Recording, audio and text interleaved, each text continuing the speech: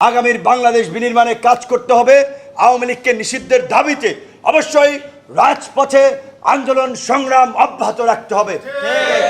আওয়ামী লীগ প্রতি বিপ্লবের স্বপ্ন দেখছে, তাদের কাছে টাকা আছে, ওয়ার্ড পর্যায়ের নেতা থেকে শুরু করে টপ লেভেল হাজার হাজার শত শত কোটি টাকার মালিক।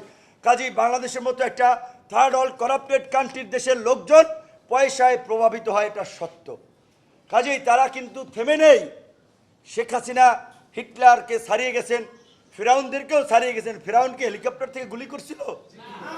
নমরুদকে এইভাবে মানুষ মারছে? হয়তো টুকটাক অত্যাচার করছে।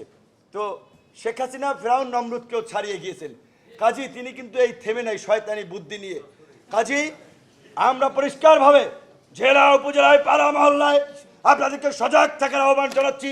কোনো ফ্যাসিবাদের দোসররা যদি রাজপথে নামার চেষ্টা করে, দেশকে অস্থিতিশীল করার চেষ্টা করে, ওদেরকে গণধোলাই দিয়ে থানায় পুলিশের হাতে তুলে দেবেন। একই সাথে আপনারা জানেন প্রতি বিপ্লবের স্বপ্নে তাদের প্ল্যান ছিল 15ই আগস্ট থেকে ওই তথাকথিত চেতনার 21শে আগস্টের মধ্যে যে কোনো দিন ঢাকায় জড়ো হয়ে শোডাউন দিবে, অস্তিত্বের জানান দেবে। 15ই আগস্ট আমরা ছাত্র জনতা সরকার মিলে তাদেরকে পরাজিত করেছি। একই সাথে আগামীকাল 21শে আগস্ট আমরা গণ অধিকার পরিষদের পক্ষ থেকে ঢাকা মহানগরের নেতৃবৃন্দ আমাদের কেন্দ্র অফিস আল রাজি কমপ্লেক্সের সামনে অবস্থান কর্মসূচি পালন করবে।